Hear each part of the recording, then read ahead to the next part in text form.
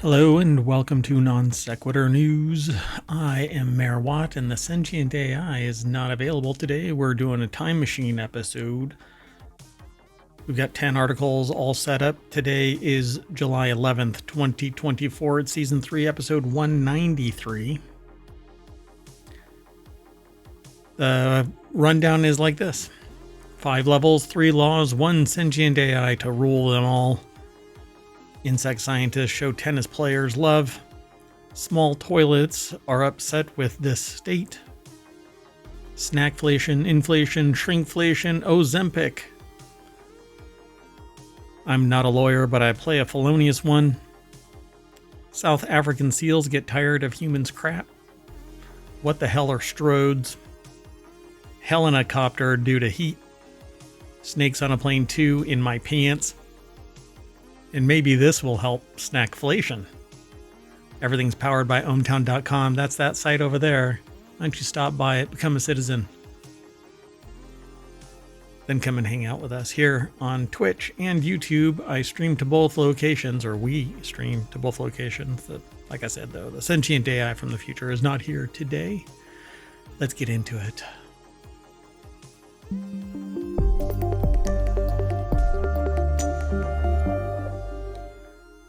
All right, folks. The first article is over in the Mobile channel. OpenAI defines 5 levels for AI to reach human intelligence. It's almost at level 2. OpenAI is undoubtedly one of the leaders in the race to reach human-level artificial intelligence, and it's reportedly 4 steps away from getting there. They say they're almost at level 2. I say they've already reached it. Dun, dun, dun. Brittany Wynn over at QZ.com. Quartz. Put the article together. The deck statement says the ChatGPT maker believes it's on the first level, which is conversational AI. And there's a picture of Sam Altman, the OpenAI CEO, kind of looking off to one side with a voice that kind of, "Don't worry, AI, I won't offend you. Please don't punish me," that kind of a thing. Anyway, the company shared a 5-level system it developed to track its artificial intelligence, or AGI. Progress with employees this week. So an OpenAI spokesperson told Bloomberg that information. The levels go from currently available conversational AI to AI that can perform the same amount of work as an organization. OpenAI will reportedly share the levels with investors and people outside the company. I guess they don't have them yet, but it's kind of interesting because conversational AI is the first level. Doing the same amount of work as an organization is very nebulous. So I'm really curious what that is. There is a link here, but I don't follow them. I'll encourage y'all to go over and check them out. Let me see real quick. I don't know if I put all of the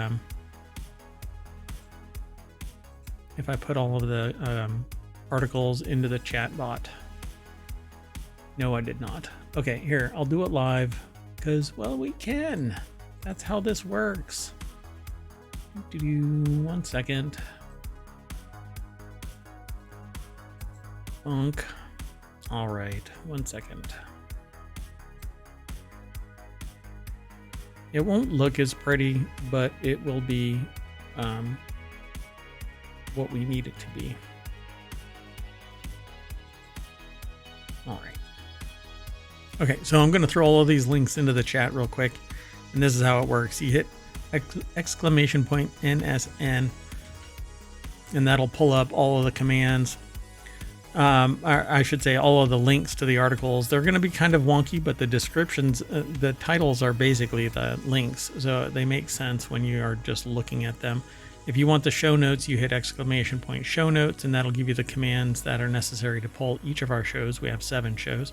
And if you want the podcast, you hit exclamation point pod, and that'll give you a link to all of our podcasts.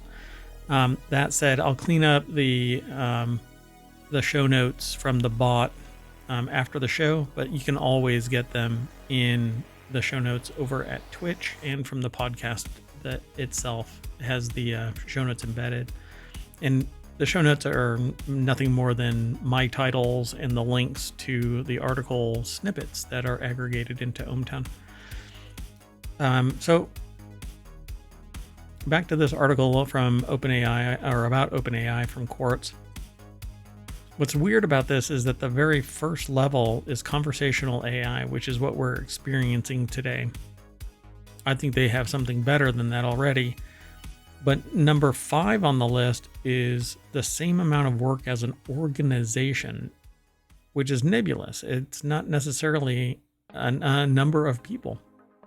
So what is an organization? What is the size and scope? So they say the third level of OpenAI's system is reportedly called agents, and is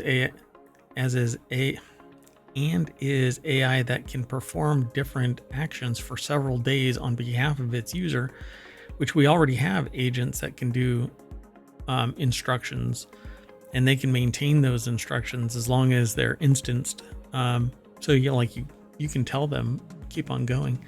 They won't stop until we actually tell them to stop. The fourth level is reportedly called innovators and describes AI that can help develop new inventions, but we already have those as well.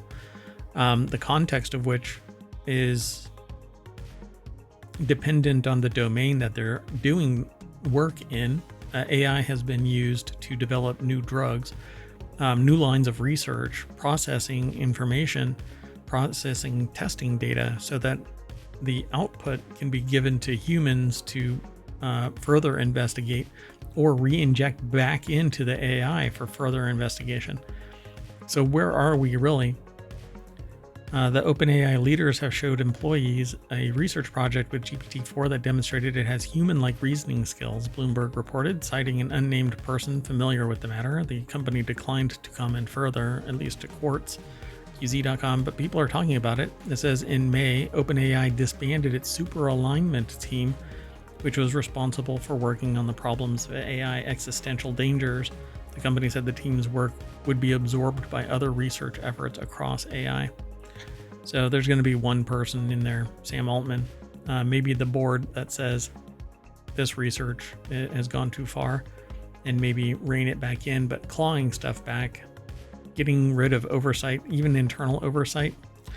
I don't know. I think it's a liability. In corporations, there are ethics committees that review material. This runs the gamut for all fundamental researchers. So what is going to be released from this? I don't know. I think people think that it's innocuous. It's not a big deal. It's just an AI. It's a computer program. It's not gonna ... Well, we'll see what happens. Let's go on though. The next article is over in the Model Channel. Scientists pay tribute to tennis players with new insect species named after them. Rafael Nadal and Roger Federer will go down in history as two of the greatest tennis players of our time, according to the article, but their names have also been immortalized in science, as two new insect species were just named in honor of the athletes. The article is over at phys.org. Pensoft Publishers, the author, and they've got some pictures here. Troparhogus Rafael Nadali is the name of the new insect. I thought it was going to be two, but it's actually one. It says as two new insect species were named in honor of the athletes. So I don't know what the other one is just yet, but Troparhogus Rafael Nadali is one word, or is one name for an insect. It looks like a wasp. A team of insect scientists from the Integrative Insect Ecology Research Unit in Thailand's Chulalongkorn University described two new wasp species. Okay, so, Troparhogus Roger Federeri and Troparhogus Rafael Nadali in a tribute to the two tennis legends. So the other one, there are two different wasps, I guess.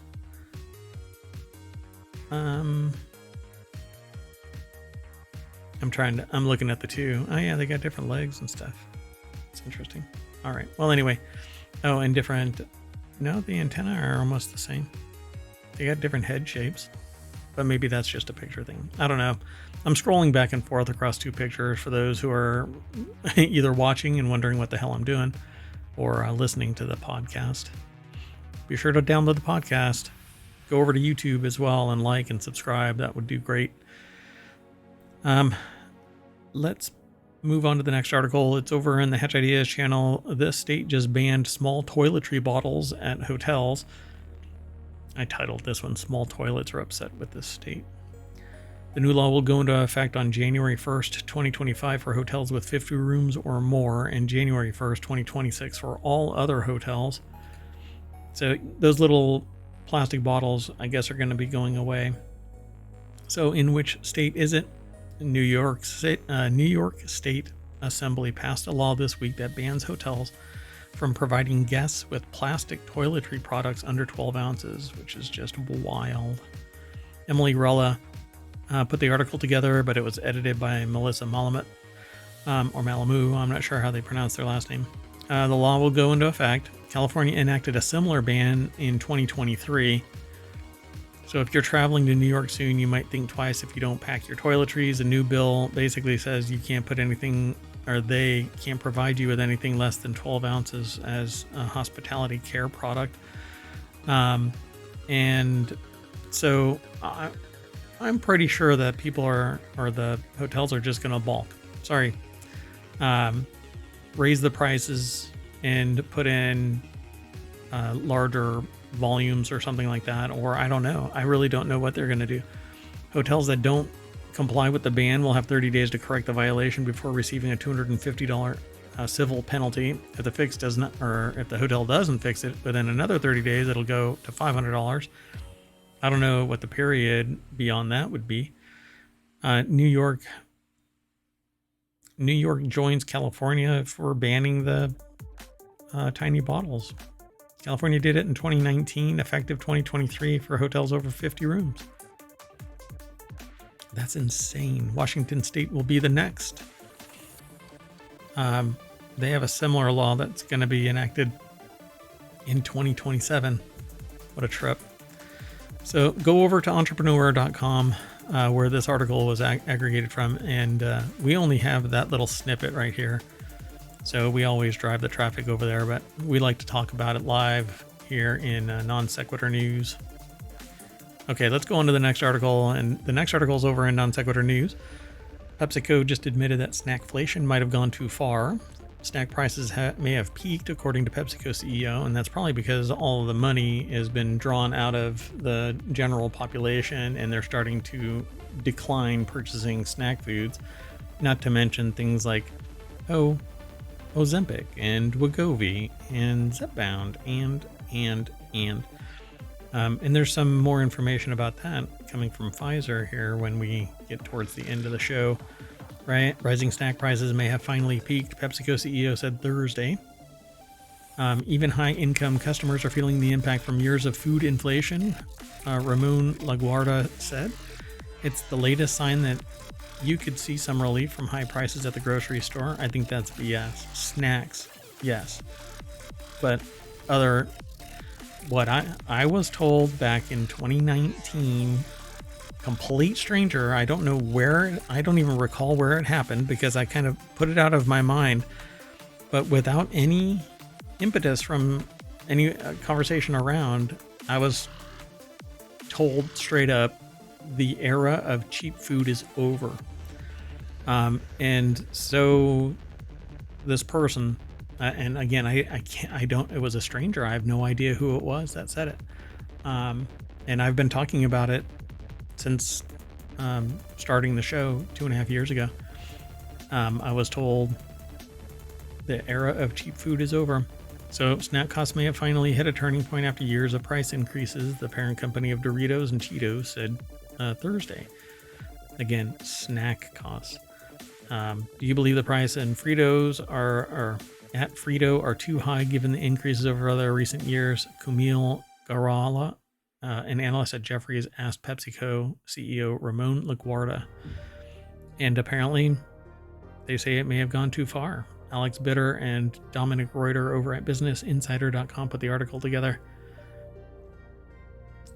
And let's see if we can get right down to it. Yes, there is some value to be given back to consumers after 3 or 4 years of a lot of inflation.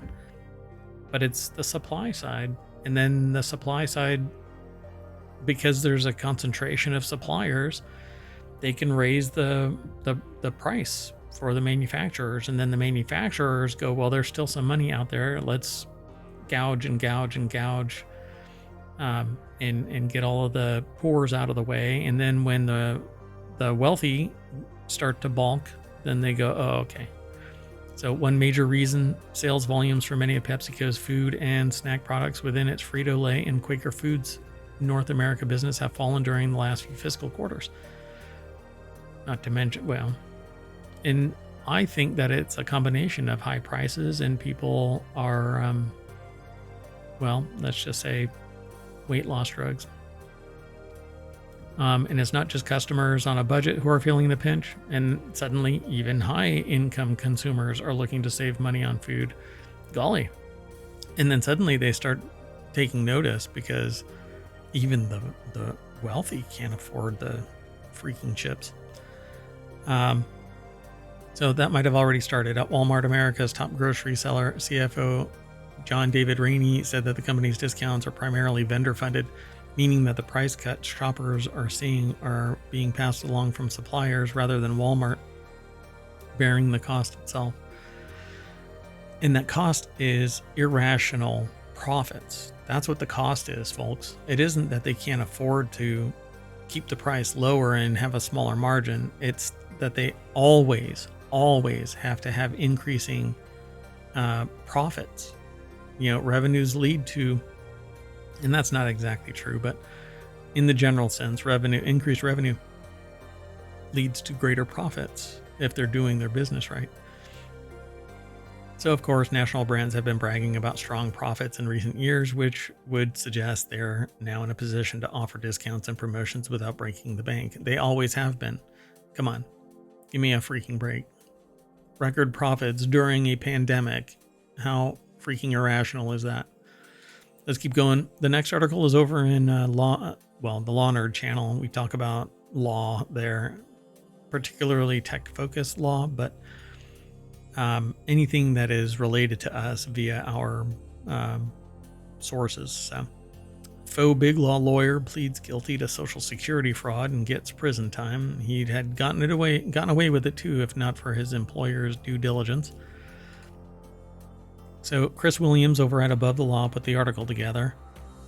The deck statement says what I just got done saying. He'd have gotten away with it too, if not for his employer's due diligence. The former congressional candidate turned disbarred Cincinnati attorney and convicted felon for stealing money from clients pleaded guilty to more felony charges this week. Richard Crosby III admitted Tuesday to using false identities belonging to his father, a girlfriend, a dead man, and others to get high-paying jobs from at least 7 different law firms, the U.S. Department of Justice said in a statement.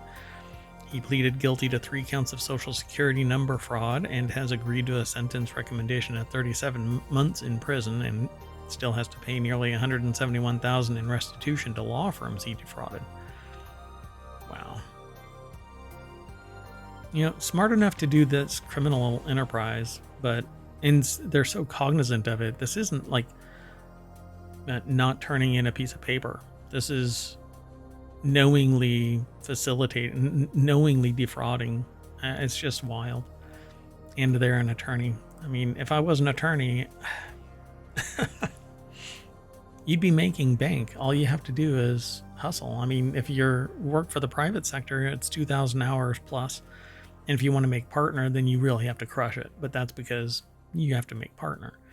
If you just want to be a transactional attorney, you don't have to sit there and bust your hump that much. You still have to do 2,000 hours, but that's still serious change. Just find people that have a law firm or other attorneys and strike up a law firm. Bring your clients with you. That's how it works. Anyway, the next article is over in the Marble Channel. Rabid biting seals send swimmers rushing for safety in South Africa. Officials in Cape Town, South Africa, have detected at least 9 cases of seals rabies as of late, though the danger to humans is considered low. So, they got a picture. The article's over at gizmodo.com by Ed Cara. The deck statement says officials in Cape Town, South Africa have detected at least 9 cases of seal rabies as of late, though the danger to humans is considered low. And they've got a picture of a seal that's looking back like, yeah, I'm gonna bite your ass. That's pretty funny. Yeah, apparently unusual behavior among the seals. They're being aggressive and they bite people. While another seal was found to have nasty facial injuries that could have been caused by an animal. 4 seals inspected or suspected of having rabies had to be euthanized, and 3 tested positive for it. Yeah, be careful going out in the water in Cape Town, apparently. Outside of Cape Town, at least. The arrival of the rabies or rabid seals may have happened earlier this year, however, with officials noting that human seal attacks began to rise in the area around 2021. So the team decided to look further back, and they began working with local marine researchers and conservationists to retroactively examine the brains of seals that had been euthanized for other reasons, and so far they've detected 9 total cases. All the way back to, it says any mammal is thought to be susceptible to rabies, but only previously documented account of seal rabies dates back to 1980 in Norway. All right, so any weirdly aggressive animal you should avoid, obviously, and don't sit there and go, you can help it. Just go and notify authorities and get the hell out of there. Okay, let's keep going. I'm in the time machine, and so it warms up, and I need to get out of here. Really? Okay, well, anyway, so the next article is over in Technology Today. Not quite a street, not quite a road. Why stroads are disasters for urban planning and how to fix them. Have you ever walked or ridden a bike along a street and thought to yourself, gosh, it's noisy, this feels unpleasant? Odds are you were on a stroad. Yeah, Liam Davies from The Conversation, which is like a sister site or, I don't know, a neighbor site, I guess, would be technically more accurate, I guess, to techexplore.com. They put the article together. Liam Davies is the person that wrote the article. Maybe you've seen someone on social media talking about a loud, polluted, car-filled, congestion-blocked, unbearably hot, decaying concrete nightmare of a street. Yep, that's definitely a stroad. No, that's a road, and bikes are on it. The term stroad, a portmanteau of street and road, is said to have been coined over a decade ago by a recovering engineer, Charles Marone, to describe a hybrid street and road. But a street has vehicles and a road has vehicles. I don't think that it makes any sense to sit there and call it a stroad. It is what it is. Stroads are trying to be both a thoroughfare for vehicles and a place for people. No, sidewalks are for people. Yeah, I don't know. I don't agree with this, but that's me. I think that there needs to be master planned communities that have houses around the perimeter and industrial processes inside, so that, and work-life locations inside as well. But all major vehicles have to stay outside. Basically what amounts to a 15-minute walk from the edge to the center of the town, similar to the 15-minute city idea. I just want a whole lot of small towns that are self-sufficient to most day-to-day processes, and you can walk around instead of having to worry about some car ripping through the center of town. Like right now in any small town, Main Street is the major thoroughfare, right? But then you have cars ripping through it on the regular because it's the main street. And while it used to be,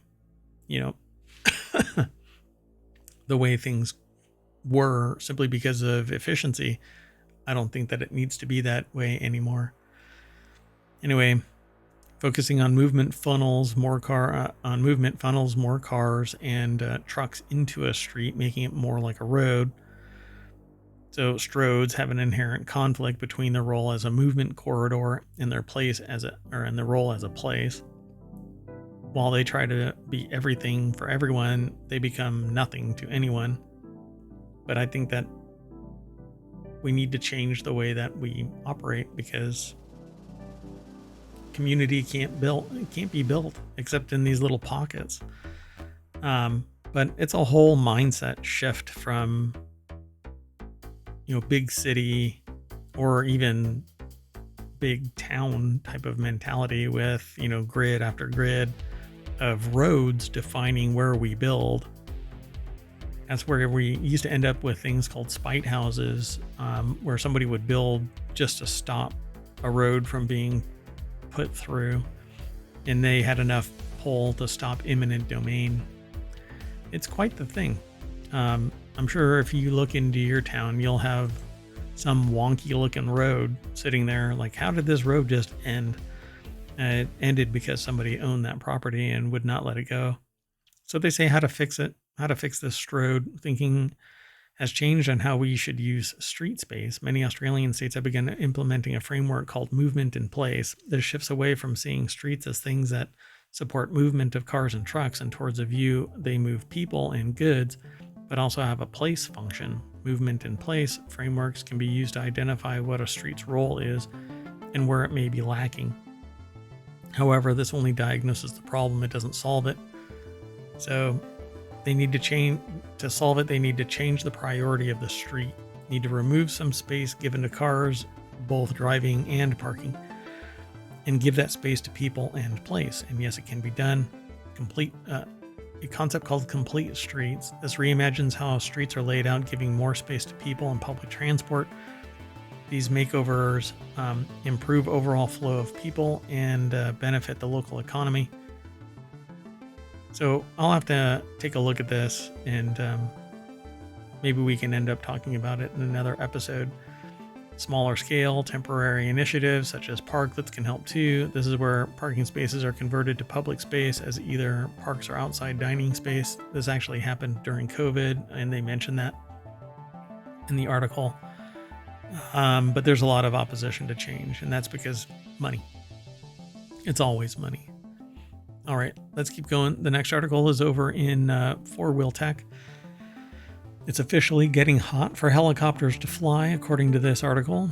Helicopters are the vehicle choice when it comes to providing rapid emergency relief to regions that have challenging terrain or are too remote for quickly accessing by automobile. Now, though, human-caused climate change is exacerbating the effects of a heat dome across the western United States, causing record-breaking heat. As the heat dome fries much of the U.S., rescue helicopters are being forced to decline distress calls, according to this article's deck statement by Logan Carter. It's over at jalopnik.com. And it says apparently that the record-breaking temperatures are making helicopter flights unsafe. A group of motorcyclists battling deadly heat illness in Death Valley, California, were unable to be reached by a helicopter due to record-breaking heat. 27-year helicopter pilot and lead pilot at Stanford University's Medical Helicopter Response Program, Douglas Evans, has never been forced to cancel a flight due to excessive heat until this year. It was above 104. We can only operate on the ground for 15 minutes. It's something that we're going to have to be more aware of. I see that things are warming up, and I expect it to just get worse. So apparently they can't operate in those hot areas. High heat also limits the amount of weight that helicopters can safely transport, which means teams have to either leave behind something or leave humans behind. Beyond the machines, helicopter rescue crews face challenges in the grueling heat. Yeah, I can imagine. They just kind of bake in the tin can. As the effects of climate change continue to rapidly worsen and evolve, our way of navigating the unpredictability of life will have to evolve too. And this is reflected in increased turbulence in the air that we keep hearing about. The next article is over in Non Sequitur News as well. Travel nightmare. A man was caught smuggling. Oh, I have to reread my title for this. Snakes on a plane too, in my pants. So, travel nightmare. Man caught smuggling over 100 live snakes in his pants. A man smuggled several snake species, including a corn snake. China's customs had seized 104 snakes from a man traveling to mainland China on Tuesday. The man tried to smuggle the snakes in his pants pockets, and it's illegal to bring non-native species into China without permission. Fascinating. The country's customs authority posted details about the incident on Tuesday in a video, in a post to Weibo, China's version of Twitter. And officials said a male passenger entered mainland China through the Huanggang port. So the article is by Lauren Edmonds over at BusinessInsider.com, and they got a big old picture of a snake. I don't know what kind of snake it is, but it's from Getty Images. Let's see here. Fusion is a Shenzhen's downtown core and sits in China-Hong Kong's border. They intercepted him there and conducted an inspection, and they discovered that the man had worn 6 snake-infested canvas bags sealed with adhesive tape in his pants pockets. The bags had several species, including a milk snake, a pignose snake, a corn snake. None of the snakes are venomous, but some are not native to China, and after being opened, each bag was found to contain a number of live snakes of different color and forms.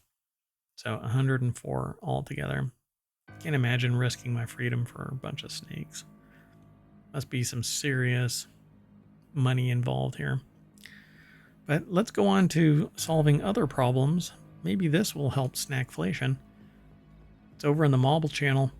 Pfizer is moving ahead with plans for a once-daily weight loss pill. Pharmaceutical, we used to have these earlier, but they were basically an illicit drug. It was basically like speed.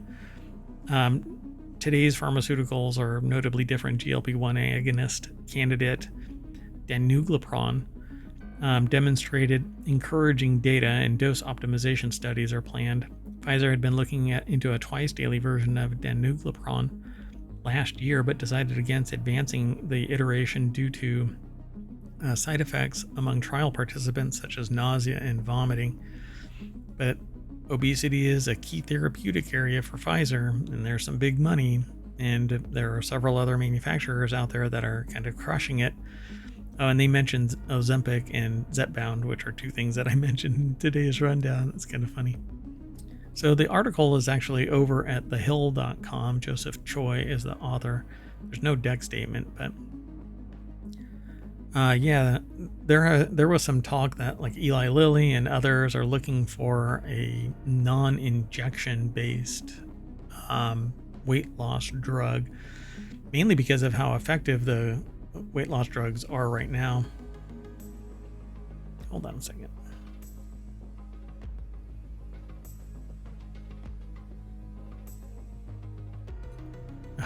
I did the whole show, and some of my screen was actually blocked by the Sentient AI's visualizer. Sorry about that, folks. It's because the browser moved over a little bit. Okay, well, anyway, folks. It says, like other GLP-1 drugs, danuglipron is meant to work by stimulating increased insulin secretion and maintaining healthy blood sugar levels. The more well-known GLP-1 medication, including Wegovy and Mounjaro, are injected subcutaneously weekly.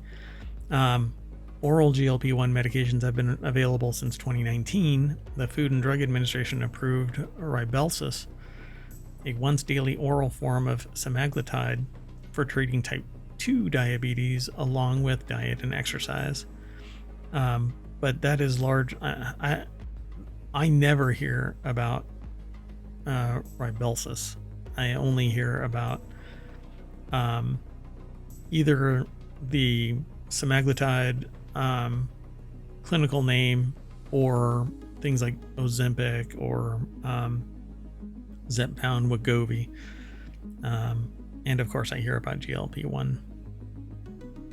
So the prices for the injectables are so high because the manufacturing is such a pain in the ass. because it's a glass tube with an auto injector and has a whole machination behind it that makes it very expensive to produce. But a pill can be mass produced at a level that is just unheard of compared to injectables. So I hope that somebody actually does, because you can shift the tide of health related issues around the world, make everybody healthy.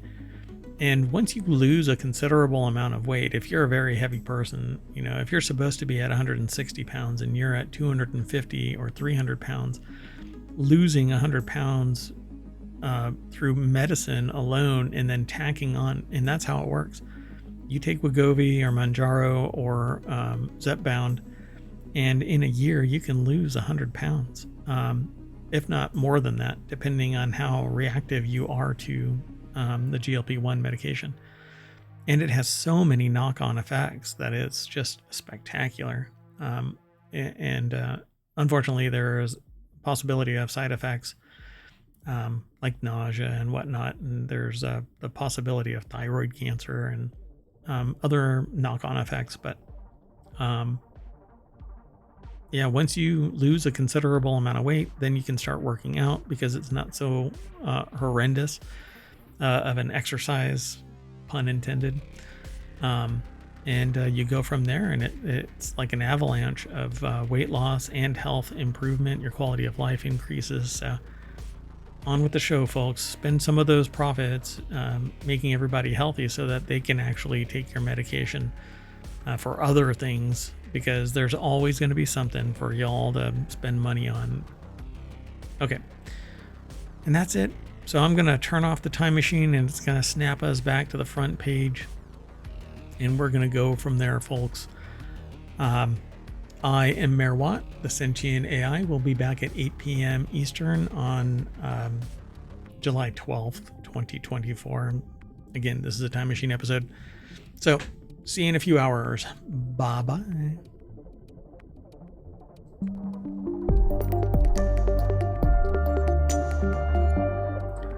Time to go eat an entire sleeve of Oreos. Just joking. I can only eat one, and then it's too sweet. Bye-bye.